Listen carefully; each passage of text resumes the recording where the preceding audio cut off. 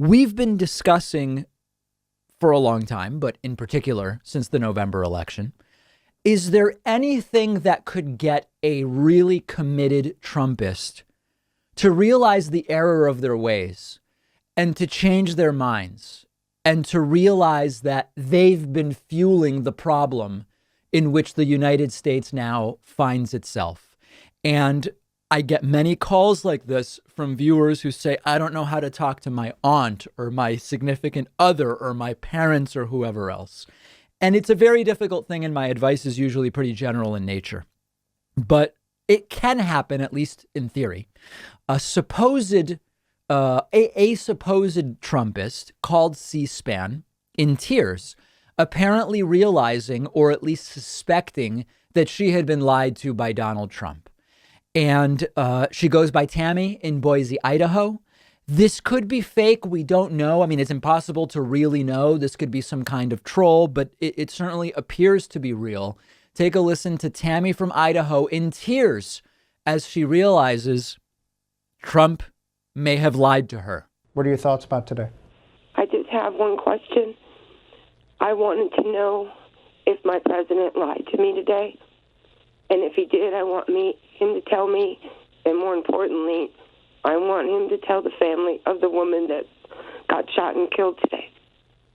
I voted for him. I voted for him. I'm sorry.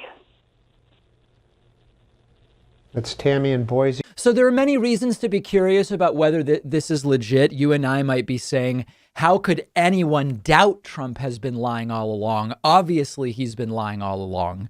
But the reality is that tens of millions don't realize or haven't yet realized that Donald Trump has been lying about everything all along, including over the last 2 months, acutely so about supposed voter fraud. But assuming that this caller is genuine and that this is someone starting to see how they've fallen for it, understand that they've been bamboozled not just by Trump, but they've also been bamboozled by Fox News and the other right-wing media and that apparatus, and by other Republicans as well. So if this is real, I get all of these calls where people say, how do I talk to these people? How do I change their minds?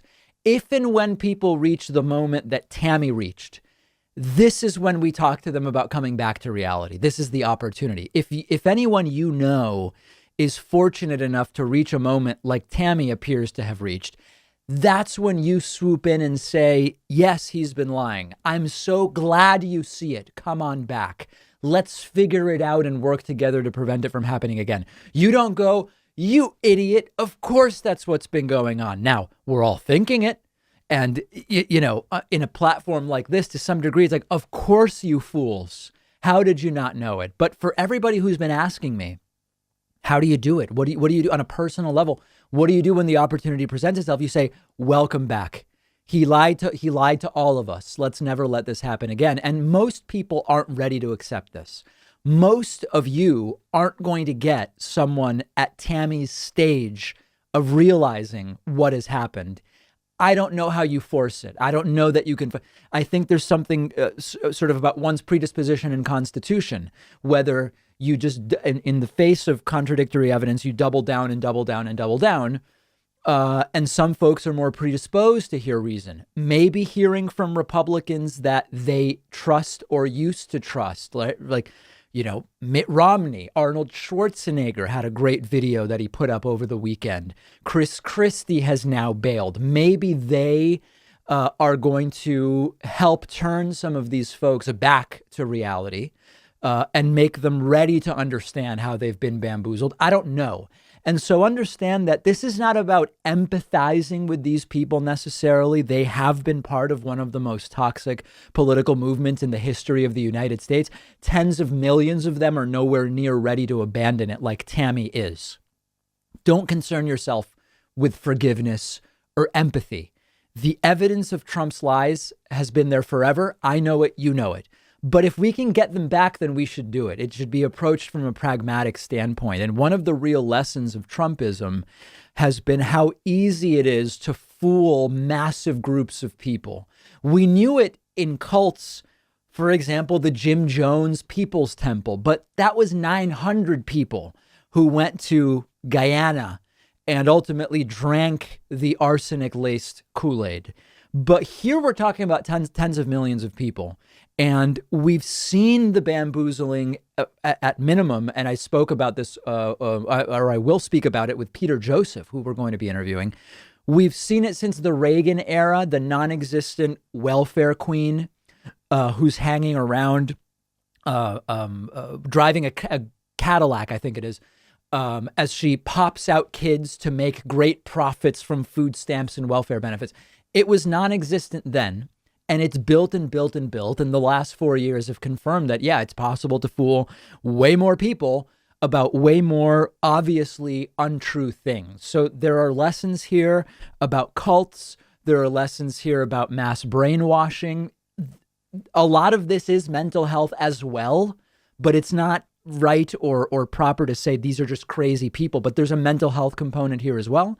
We've learned about how ignorance can be quite literally weaponized.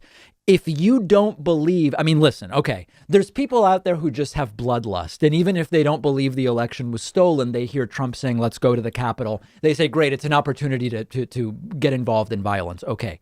The vast majority of these folks, though, if they don't fall for it was stolen, they're not going to go to the Capitol and riot because because someone is saying that it was stolen. In other words, the ignorance and the disinformation that has been promulgated and perpetuated by Trump and the people around him was literally weaponized into a riot. That's the way we have to understand it. And so, Tammy, if this is legit, good for her. I know that there are anecdotal stories from people in my audience of similar things that have happened. But I think that as much as we would like everybody to have an awakening like Tammy did and sort of be open to being given some reality, some facts, if it took 40 years to get into this, we're talking about, at least a decade of significant working towards social change, 8 to 10 years. And it's not realistic to imagine that in a democracy or something at least approximating one, that type of change is going to happen really quickly. It's just not. If it takes a long time to get in, it's going to take some time to get out.